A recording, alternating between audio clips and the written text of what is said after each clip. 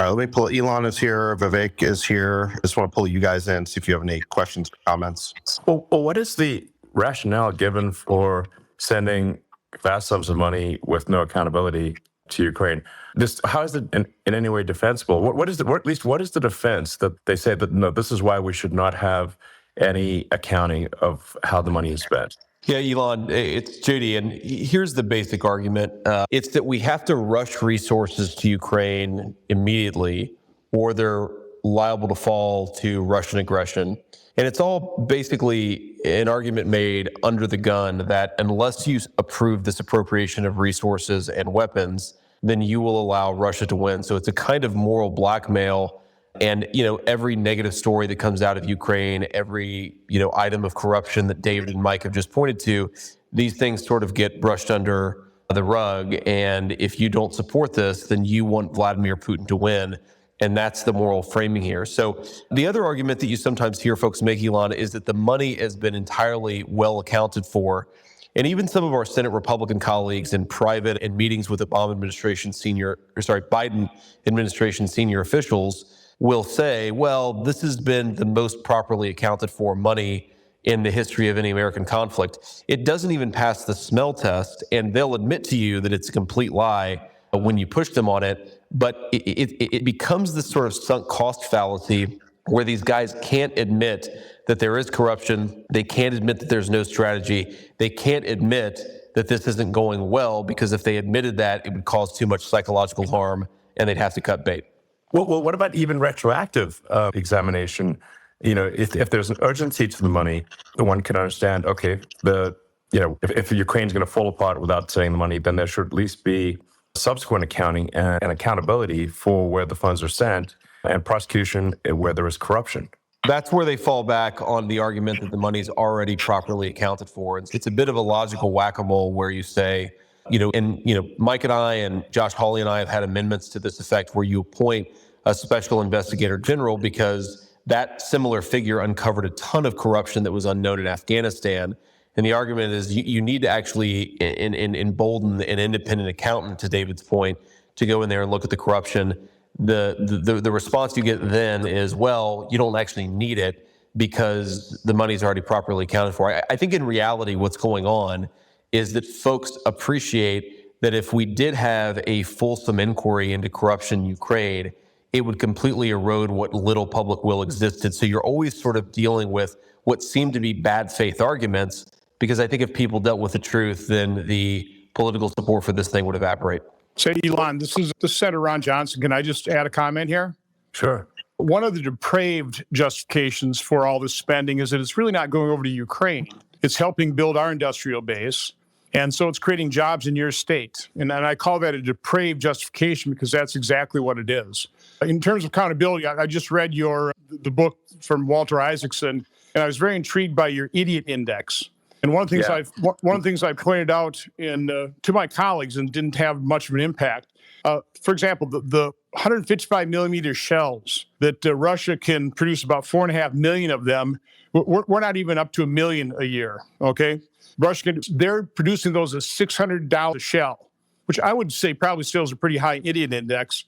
In the U.S. or in the West, it costs us $5,000 to $6,000 a shell. So, I've got more to say, a different perspective, having been to Ukraine a lot, but I just want to add that in terms of accountability. We spend, and you know this, we waste so much money in our military-industrial complex, and our colleagues really don't want to dig into it because they're the ones voting for this $880 billion. And so one of the questions I ask too is, well, what do we get for the $880 billion? And if we're going to spend 60 on Ukraine, can't we spend less somewhere else? And that's just not even on the table. Can I ask a follow-up question about the ammunition issue? What we're talking about here is artillery ammunition. The war in Ukraine it's a war of attrition in which the main weapon is artillery. And one of the reasons why the Ukrainians are losing, really the main reason, is that they're massively outgunned by the Russians. I've seen reports that the Russians are expending something like 10,000 artillery shells a day, and the Ukrainians have at most about 2,000 shells that they can use per day. This is why the Biden administration sent cluster bombs to Ukraine several months ago, because they said that Ukraine was out of the 155 millimeter artillery ammunition. I guess the Pentagon has been trying to increase production of artillery shells, but we still produce nowhere near enough. I think we've basically increased our production. I've seen reports from about 14,000 a month to about 22,000 a month, which is that's only a 2 or 3 day supply in the Ukraine war. And like you were alluding to, Senator Johnson, the Pentagon, I think they have a goal of 2020 to get production to about 85,000 shells a month. So we're nowhere close to being able to ramp up production to the needs of Ukraine in this war. So I guess my question for you is, even if we do appropriate another 60 billion, we can print more money, but we can't print more artillery shells. That just takes years and years. So how is this money going to help Ukraine to win a war that, again, they're losing because it's an artillery duel? First of all, I think we all have to understand that Vladimir Putin will not lose this war. I state it that way as opposed to Ukraine can't win. Vladimir Putin will not lose. Losing to Vladimir Putin is existential to Vladimir Putin. Russia has 4 times the population. They have a much larger industrial base. Again, I said Russia can produce 4.5 million of those shells a year. We're not even up to 1 million a year. The average age of a Ukrainian soldier right now is 43 years old. And David, I heard you quote the Time magazine article. There are other quotes from some of Zelensky's top aides say that even if the U.S. and its allies come through with all the weapons they have pledged, quote, we don't have the men to use them, unquote. So the fact of the matter is, if you're worried about the people of Ukraine, you have to understand that probably about 100,000 of their soldiers have been killed. There have been about 100,000 Russian conscripts. I take no joy in that. 40,000 civilians. Hundreds of billions of dollars of Ukraine has been destroyed. The only way this war ends is in a settlement. And every day that the war goes on, more Ukrainians, more Russian conscripts die, more civilians die, more of Ukraine gets destroyed. They'll have to be built. So again, sending $60 billion as added fuel to the flames of a bloody stalemate makes no sense whatsoever. As evil a war criminal as Putin is, he's not going to lose this war. And our colleagues here just aren't willing to accept that reality, and they're living in a fantasy world, thinking that Ukraine can win this thing. They can't. David, that's exactly right. I think that is an excellent summary of the situation. When I've raised this point, people have, of course, accused me of being some sort of Putin apologist, when in fact my companies have probably done more to undermine Russia than anything. I mean, SpaceX has taken away 2/3 of the Russian launch business. The stock has overwhelmingly helped Ukraine. It's such an absurd accusation. My concern is exactly what you articulated. If you have an extended war of attrition, every day that goes by, there are Ukrainian boys that are, and not even boys anymore because they're running out of boys. You're losing, Ukraine is losing people every day. And if you're going to spend lives, it must be for a purpose and not just a mile here, a mile there. In fact, a mile back and forth. The lines aren't moving. So just every day, people die. For what purpose? And as you said, there is no way in hell that Putin is going to lose. If he were to back off, he would be assassinated.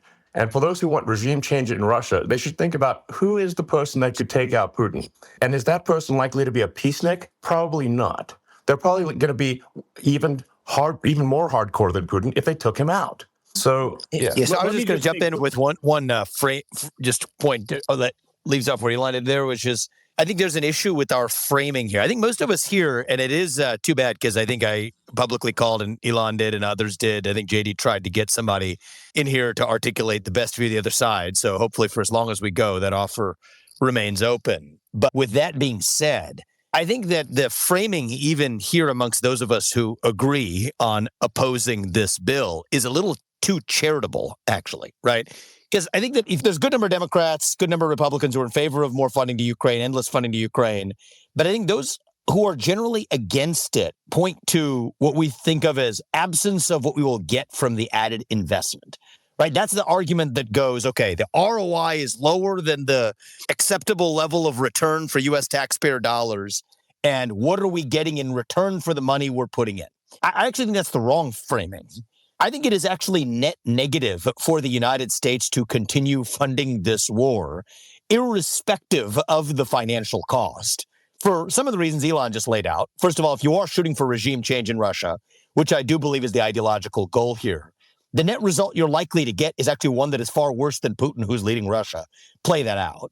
And the second result, and the result that you're getting right now in real time. So regime change, absolutely. I know you're not supposed to say it out loud, but it's worth smoking out.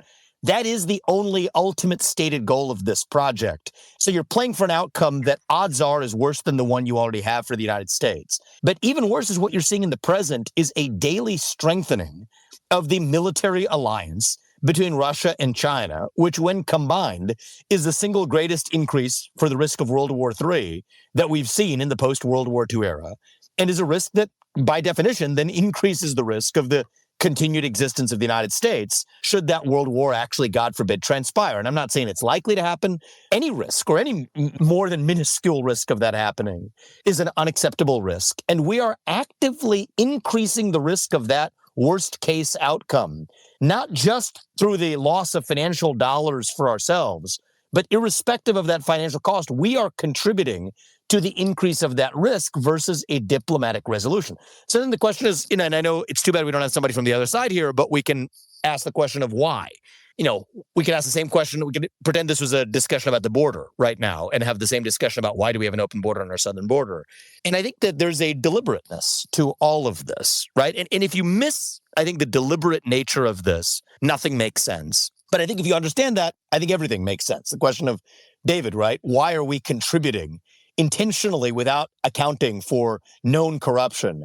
There's a certain deliberate goal here, just as there is with our own southern border right now, right? You could throw your hands in the air and ask, why is it that we are purposefully, or why is it that we're negligently allowing millions of people to cross our own southern border? That doesn't make sense unless you realize that's actually part of the objective. And I think the same thing goes for this Ukraine war. And I think that's why JD's finding in the last 24 hours is so interesting, is that one of the apparently deliberate elements here is that, and I don't think it's even the main one, but I think it's at least a feature that reflects a certain deliberate course of action, is that they're planting the seeds for what does seem to be the third impeachment of Donald Trump.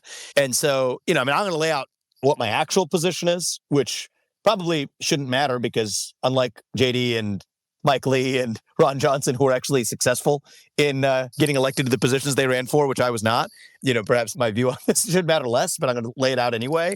I don't think that our position should be getting border security into the bill as a condition. I think we need to force border security and not send money to Ukraine without commingling a compromise on either of those things. But I think the gambit or the play here that would be interesting, and I'd love to hear JD's and Ron's and Mike's reaction to this, is because you guys have a vote, tonight? Is it, JD, or is it tomorrow night? It's tonight. Yeah, Tonight, right? Yeah. So just in the interest of the super near term, here's a gambit that, I don't favor this as a matter of policy, but I favor this as a matter of negotiation. The play is here, okay, we had this whole discussion about border funding. And what I found so ridiculous about that last border attached bill is they got to name it a border bill when actually there was 3 times more funding going to protecting the border of Ukraine than our own southern border. When in fact, even in our own southern border's case, the real failure is the failure to enforce the existing laws, like Remain in Mexico, which is still the law of the land. I wonder if the following would be an interesting wrench here, and I doubt the other side would go for it, but it'd be interesting to smoke out what the intentions are, what the deliberate nature of all of this is. It's to say, okay, here's the border deal we want, not even more border funding. A precondition for passing this is a commitment from the Biden administration to enforce existing laws, including Remain in Mexico, tangible evidence as table stakes for talking about any further funding to Ukraine. And then on the funding to Ukraine, it's metered out over time, and it is completely discretionary at the level of the U.S. commander-in-chief, the U.S. president, such that they know that if it's metered out over time, right, it's not going to go out, and President Trump is able to then be at the table to negotiate an end to this, he can use the withholding of those funds as one of the levers in what will be a complex negotiation. To be clear, I'm dead set opposed to giving another dime to Ukraine. I think we need a peaceful resolution right now. But pragmatically speaking, I think the way we bring the border into this is less about the token funding to the border, which really I think is likely to go to not be enforced anyway. If the current administration is not enforcing the existing laws on the books, I think that behooves us to wonder whether they're going to enforce a new law that we put on the books. to say that's table stakes for having the discussion is seeing at least existing enforcement of the border laws of our own border. And if we are going to fund Ukraine, and JD, this is the piece that I think maybe smokes out the gem of a finding that you your team or you found in the last couple of days, is to say that we're going to meter this out. And if there is a new president that is going to negotiate peace in Ukraine, as we think actually needs to happen, then we're going to actually make this discretionary of that president to actually do so. What do you think? Vivek, this is very similar. This is Mike Lee. This is very similar to what all Republican senators agreed to do months ago. We're talking like 3 months ago, was just to say we're not going to give another dime to Ukraine until, at a minimum, such time, we shouldn't even consider it until such time as the president's enforcing existing laws already on the books that already give him the power to enforce the border, just as they did empower Donald Trump to do it, and he used it to enforce the border. That's what we committed to 3 months ago. We were then told that we would see a bill that was being negotiated as soon as it was ready. That took 3 or 4 months to negotiate. We were demanding to see language the entire time. It was kept from us. We saw it for the first time Sunday night at 7 p.m. Eastern Time. It was woefully deficient. In fact, it didn't even match the description of what we had asked to do to begin with. It didn't do anything to harness the fervor in favor of Ukraine aid, to leverage that to put us in a position where Biden was forced to secure the border. And so we demanded that it do so before we proceed. What's tragic here, Vivek, is that although every single Republican senator agreed to that, and every single Republican senator opposed cloture on the motion to proceed to this a couple months ago, with that commitment in mind that we made to each other and to our voters, 18 of our Senate Republican colleagues have now backed away from that and have supported cloture at various stages of this bill, supporting this bill without anything, without any commitment, without any promise, without any leverage over the president, without conditioning the release of any Ukraine funding on this, even though a majority of our conference supported that and expressed that. Apparently, they were directed by Senate Minority Leader Mitch McConnell not to even bring this up in the conversations, a fact that we learned only recently. This is exactly why we've got to get out of this. This is exactly why we have to oppose cloture on this, and we have to defeat this. So we look at the incentives. But why did these guys do it? Fidelity does matter more than the facts.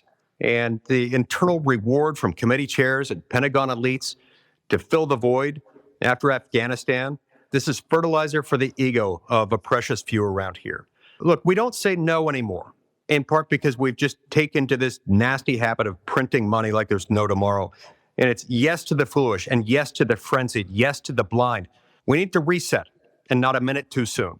We need senators to become aware of and willing to exercise yet again their privileges, their prerogatives under the Senate rules. I've been working on a project to inform them of that, and I'd love to talk about that on another occasion. But look, Mike, should be the default. No is absolutely the position, but I think if we were to just smoke out and isolate this sort of new issue, which I find pretty fascinating in the last day, that that memo that JD put out, what do you think would be the response? I mean, I guess you guys have time to try it. You're in a position to say, all right, if the funding is, if our position is we think a peace deal needs to be negotiated now, but that's up to the U.S. president, and that isn't happening.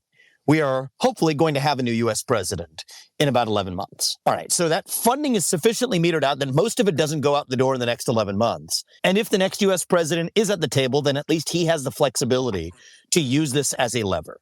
What do you think would happen? Do you think that those colleagues would say, this urgent funding for Ukraine is so important to achieve our goals, which I happen to disagree with, but they would say it's so important to achieve our goals that we're going to say yes, and that, yes, that's that important that even if Donald Trump can revisit this when he's the next president, he has the total discretion to do that, make it discretionary rather than non-discretionary? Or would they say, no, we're not going to go for that? Yeah, the issue, Vivek, and they refuse to do it as long as they have an open opportunity to do this at a lower price. As long as they don't have to jump through those hurdles, the Democrats are never going to negotiate on that. And as long as we've got 18 Republicans, or more than 10 in the current climate on this bill, then we're never going to get to that moment because they can get what they want more cheaply from them. And that's why that's what these guys are doing. There's both a procedural answer and a substantive answer to your question. To Mike's point, the procedural answer is that you can't even force the debate that you're suggesting unless some of these 18 Republicans flip and join with the majority of the conference. So long as they're willing to end debate with the Democrats, which is what tonight's vote is. You don't even get an opportunity to present this to the conference, to force amendment votes and so forth. So really, this is why the vote tonight is so important, is you're just trying to give some space to breathe for the argument that we're making. Now, substantively, do I think they accept the argument? I actually don't think that they do, Vivek. And the reason is, unfortunately, quite simple.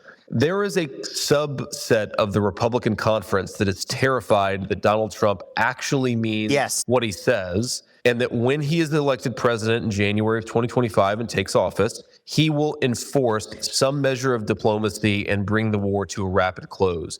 I actually think the intentional thing here is to handcuff him as much as possible. And I think I made this observation before you joined, Vivek, but I'll repeat it because it's important. The Washington Post is openly reporting administration officials leaking that they want to handcuff the next president. The Biden people are terrified that Donald Trump will win and that he will not pursue Biden's foreign policy or the neocon foreign policy on Ukraine. They are trying to constrain him. Substantively, I don't think they would take the deal because they want to do the thing that we're terrified they're doing.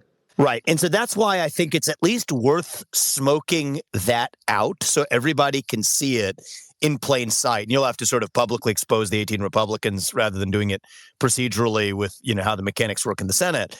But that's the point I was making, JD, is with respect to both the border, where part of what they're doing, to borrow Elon's language, is they're importing votes and stopping and want to stop the export of votes. That explains what's happening in the southern border debate. And here, with respect to Ukraine, it is about actually constrain the degrees of freedom that Donald Trump will have as the next president in negotiating an end to this war. And so when you see that it's actually each of these seemingly separate and otherwise inexplicable policies, like how could this be the policy at our southern border? How could this actually be the position that we're taking to Ukraine to fork over more money without an iota of accountability for the $100 billion that we've already sent? It's actually all explained through, I think, a simple version of politics, not Republican versus Democrat politics, non-Trump versus Trump politics in Washington, D.C., to say that how do we, A, minimize the chance that he's elected president? That's what the border policies are about. And how do we actually ensure that the degrees of freedom, if elected, are as constrained as they possibly can be before he assumes office? And I think that when you just try that filter on, right, as like a lens, let's just say it's like a different lens with like a different, filter, to me at least, that seems like a more parsimonious explanation of what's happening. And if that is correct, right, it sounds rather, conspiratorial and far-fetched to somebody who's hearing it for the first time, but it actually just makes sense if you look at why exactly they're operating the way they are. It's advancing a political incentive. Then I think the question is, how do you most effectively at least smoke that out so everybody can see it, actually name that problem? And then I think it becomes very difficult for those 18 Republicans to continue to hold on to their position, which was far less grounded in anything else other than being terrified of really changing the world order after Trump is able to negotiate an end to this war. Vivek, let me quick clarify this, okay? Go ahead, Ron. And Mike laid it out, but just very simply, when we entered this thing, McConnell, his top priority was funding for Ukraine. But public opinion and the very strong political rhetoric that we ought to secure our own border before we spend $60 billion to secure Ukraine's was effective. And so McConnell finally switched and said, okay, we got to let Democrats know we're serious. We're going to defeat cloture on this bill, and we're going to demand that border security is going to be attached to funding for Ukraine. Then secret negotiations occurred on an issue that the public supports Republicans on, and we end up with this monstrosity of a bill. It's an immigration bill. It's not a border security bill. But during that time frame, we repeatedly talked about making Ukraine funding contingent on border metrics, just like performance measurements in business, right? As the border was secured, you'd get $5 billion a month. I mean, we had it all laid out, had a proposal. It had a great deal of support in our conference. But what Mike pointed out is, unbeknownst to us at the time, McConnell told Langford that's not even on the table. He, on his own, using his own authority, without telling the conference, even though he knew the conference supported tying border security or Ukraine funding to actually securing the border, McConnell just took that off the table. And that moment of leverage we had, where we could use Biden's desire for Ukraine funding to actually force him to use his executive authority to secure the border, has been lost. And that is why so many of us are speaking out against McConnell. It was such a breach of his leadership position and is such a, just a horrible thing to do to Americans who want a secure border. But that's where we're at. So again, I think it has been smoked out.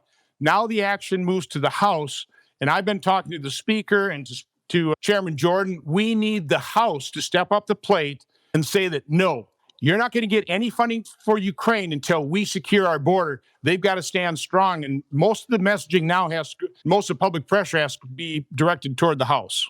So, Ron, I want to jump in and go back to something you and Elon were discussing earlier, just because I think it gets to the strategy of where do we go from here in Ukraine. And, it's always challenging to psychoanalyze people, but I think much of what is going on with Ukraine policy is you're trying to insulate neocons and liberal internationalists in the Biden administration from actually dealing with the consequences of their decisions. And so if you just go back to sort of 8, 9, 10 months ago, the consensus in the Biden administration, I spoke about this privately with Secretary Blinken, was we are going to put the Russians all the way back to the 1991 borders. The counteroffensive is going to be wildly successful, and that's what we're trying to do. Of course, that didn't pan out. So now what is their argument for the strategy? The argument for the strategy is that if we throw enough money and resources and weapons at Ukraine, they will somehow reach a point where the Russians are tired of fighting and will come to the negotiating table. And of course, we've learned pretty conclusively that the Russians were at the negotiating table in April of 2022 when Blinken and Boris Johnson refused to negotiate with them. So we're witnessing the complete collapse of America's strategic capacity in the defense world. I mean, can you imagine in World War II if you had a president of the United States saying, we just want to throw weapons at an ally until hopefully maybe someday they can get their enemies to negotiate with them? It's shocking that's where we are. And it's why, frankly, I agree with Vivek that it's not just diminishing returns. We're at the point of negative returns with money spent on Ukraine. I am sort of okay with saying no to both Ukraine, yes to the border. I recognize that we have to have some negotiation here, but we really have to be honest about how insane this policy is and completely divorced from strategic capacity. If your explicit strategy is wait Vladimir Putin out until he comes to the negotiating table, when you are outmatched in manpower and weaponry, you're clinically insane. So, JD, let me add one more piece of information, because I was chairman of the European Subcommittee on Foreign Relations, or a ranking member, for a period of 10 years. So I've been over to Ukraine a lot. I was the only member of Congress that went to Zelensky's inauguration. I returned a few months later with Senator Murphy and talked to Zelensky. At that point in time, Zelensky wanted to do a peace agreement with Putin. This was when Putin already illegally annexed Crimea and was in firm control of eastern Ukraine. He knew at the time there was no way he was going to dislodge Putin. He knew it wouldn't be popular, but he wanted to do a peace agreement. His position's even worse right now. So I just point that out, that Zelensky wanted peace. I think it's just tragic that the U.S. is using Ukraine as the pawns in their proxy war with Russia, and Ukraine is being destroyed as a result of that. Can I just add something to that? I'm old enough to remember when the Senate and Congress passed the first $113 billion for Ukraine. And I remember very clearly that what was claimed about that funding is that it would be used by the Ukrainians to evict the Russians from their territory, that there would be a successful spring or summer counteroffensive, and the Russians be pushed out of Ukraine. That was the objective. And that money was spent, and the Ukrainians were defeated in the counteroffensive. It completely failed. Now they're out of soldiers, we're out of artillery ammunition, and the lines are buckling.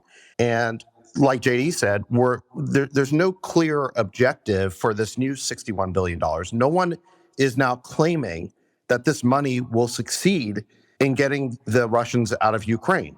No one's even proposing that victory in this war is an objective anymore. All they're saying is, well, we just need to appropriate this money because we want to avoid defeat, or we want to get to a negotiating position with the Russians, which, like you guys are saying, we had at the beginning of the war. We had in Istanbul a draft agreement that was signed by the Ukrainians. David Arakamia, who was the leader of the Ukrainian delegation, said they had a deal. Alexei Arestovich, who worked for Zelensky at that time, said they were popping champagne bottles because they had a deal.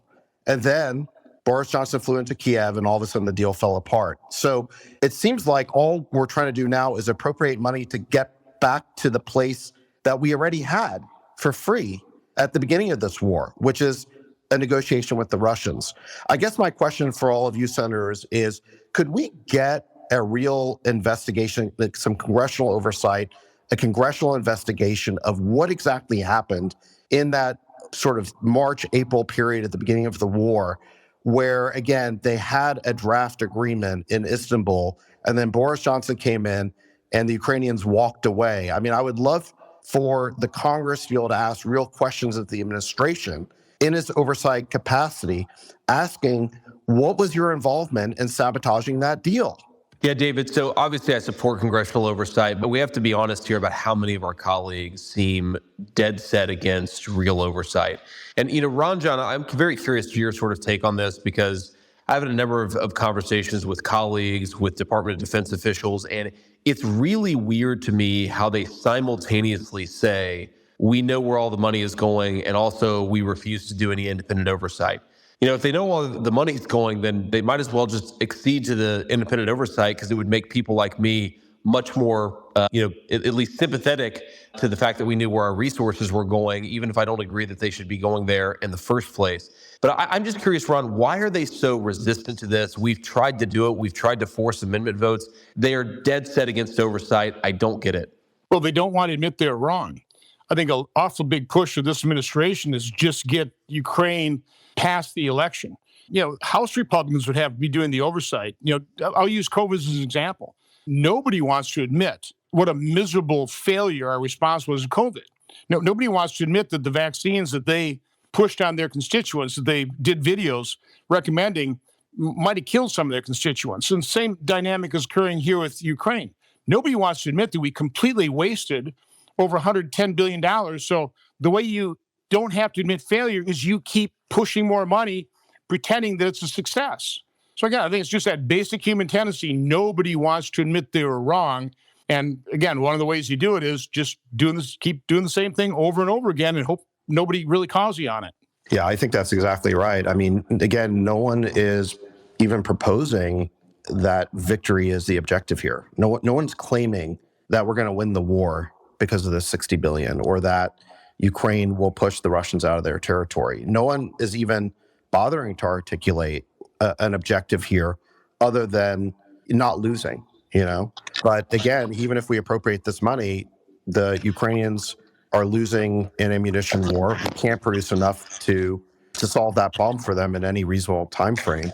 And moreover, they're out of soldiers. There's videos on Twitter that I'll post in this room of Ukrainian men being literally rounded up off the street. I read a case of a guy in his 50s went out to get a haircut, and he was impressed into service, and in the next week he ended up in the front lines in Ukraine.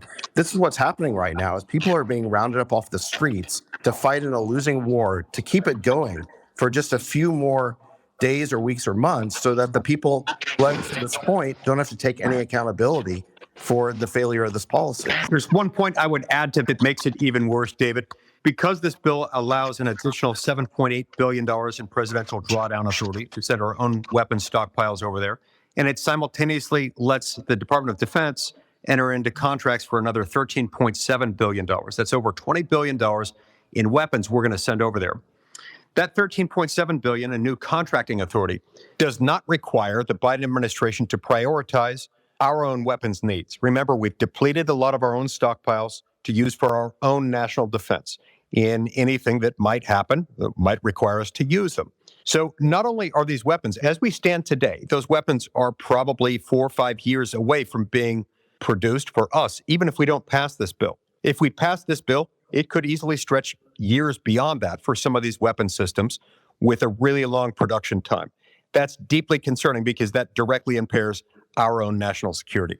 Yeah, absolutely. And CSIS, which is a military think tank, did an excellent report talking about the long lead times required to replenish our arsenals of all these weapons. And we have substantially depleted ourselves by giving so much to Ukraine.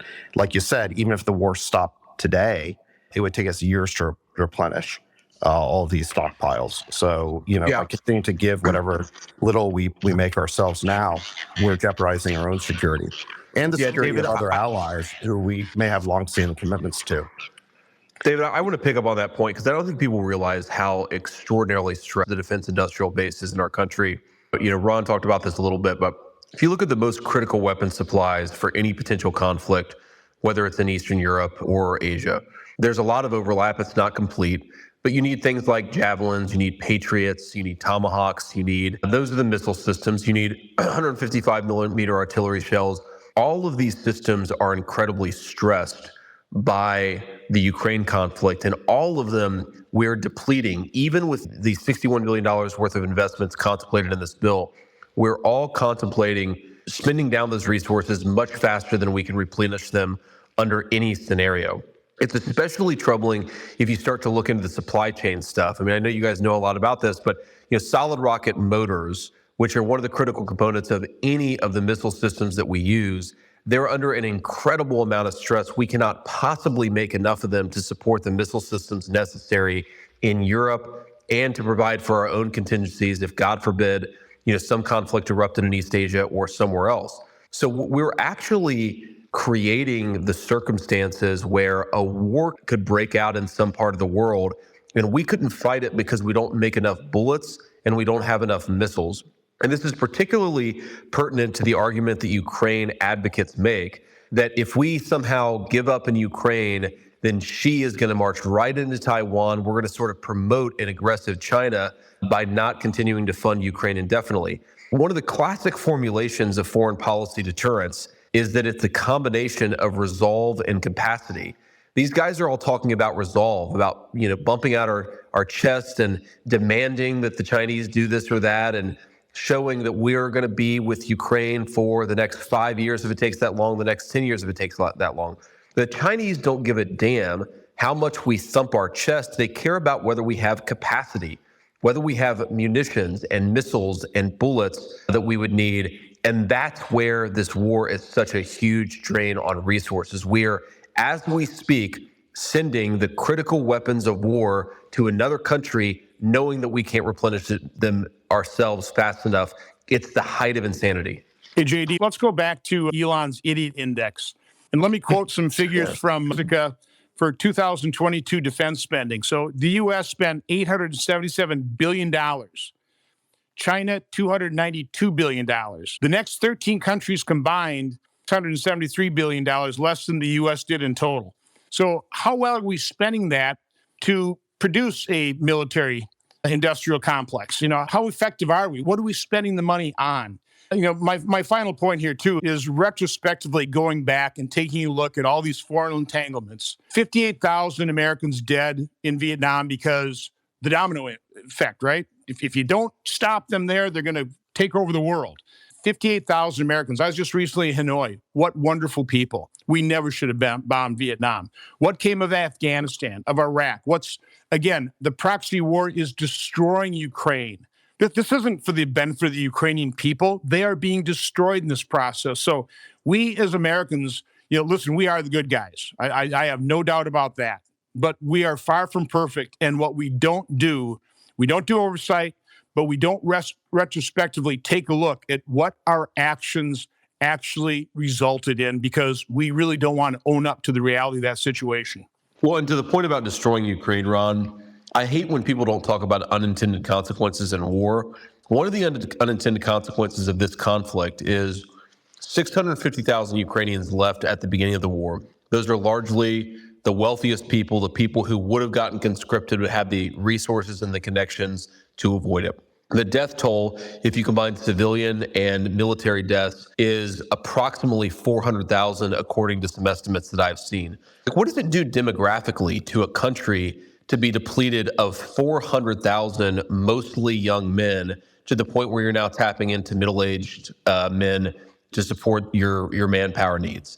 I sort of think about this. I'm a conservative. Most of the people hosting or involved in this call are conservative.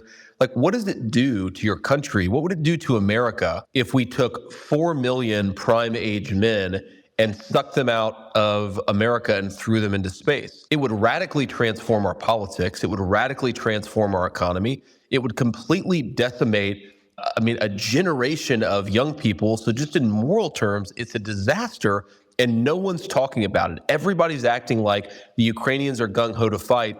The data doesn't suggest that. No, I mean, all the Ukrainians who are gung-ho to fight volunteered in the first year of the war. Now they're rounding people up off the streets, and it's very sad. I mean, it's very clear that the people who are being conscripted and impressed into service right now they're not looking to fight. And it's the people who are the poorest, who have the least ability to bribe their way out of being conscripted or bribe their way out of the country. And the people with money have already left the country. I've seen estimates that something like 10 million Ukrainians have already fled the country. They may be down to somewhere under a population of 30 million already. And a huge percentage of them are pensioners, maybe as many as half of them are pensioners. So we have, with this war, I think, pushed the country to the point of demographic collapse. And one of the reasons for friction between Zelensky and Zaluzhny is that Zelensky wanted Zaluzhny to go in front of the Rada, their parliament, and push for this new mobilization bill. But the mobilization bill is very unpopular. Obviously, the people who are there do not want to be conscripted. And so this was one of the huge points of friction, is that Zaluzhny did not want to do it. Zelensky replaced him, and now it looks like they're going to push for this new round of conscription and mobilization. And it has no real chance of changing the outcome of the war here. I mean, it's very clear that the Russians are dominant. They have a lot more soldiers, they have a lot more weapons, they have a lot more artillery, and they're going to win the war. It's just a matter of time now. But Zelensky and Biden both have the same incentive, which is to keep this thing going as long as possible so they don't have to acknowledge the failure of their policy. And the hardship here is going to fall on, everyday, ordinary Ukrainians who are now going to get rounded up and pressed into service and sent to the front lines where they don't, sadly last very long. So this is where this policy of appropriating more money, not with any objective of victory, no one is even seriously arguing that this money is going to help Ukraine win. The argument is just, well, we don't want Ukraine to lose. So it's just this deferral of the inevitable. And the one thing they're not willing to do is negotiate. They're just not willing to do what they always should have done, to do what they frankly sabotaged in the first few months of this war, which is negotiate a settlement. That's what needs to happen here. But what needs to happen is we need all the listeners on this Spaces exchange here to contact their House members and make sure this thing stops. I really do want to thank Elon for opening up X and making it a platform for free speech again. I think this has been an excellent discussion. David, thank you for moderating it. I certainly want to thank Jay and Mike. They've been tireless being down the floor of the Senate trying to stop this. But in the end, it's we the people. It's going to take public pressure. I'm afraid it's too late here in the Senate to get through to these 17, 18 Republicans that are joining the Democrats to prolong this war. But I think we can get to the House, get them to stop this, and insist on securing our border. But again, I just want to thank Elon. I want to thank all of you guys for this opportunity. I think it's been an excellent discussion. Yes, you're most welcome. And I think the arguments were very well articulated by a number of people who spoke. So hopefully the American public is able to listen to this and indeed contact their elected representatives. I think the really important thing to bear in mind here is that this spending does not help Ukraine. Prolonging the war does not help Ukraine. This is very important to appreciate. I think it's fantastic. Like, America wants to be the good guy. That's actually pretty rare. We actually care about whether we're the good guy or not. Most countries don't. And we want to keep that. We want to do the right thing. We want to help people. The problem is prolonging the war and sacrificing the flower of Ukrainian youth, and we should have some sympathy for the Russian youth as well. It's not like they want to be there. And having all these boys die for nothing is wrong, and it needs to stop. And that's what it comes down to. Amen to that. Thanks, everybody. Thanks, guys. Thanks.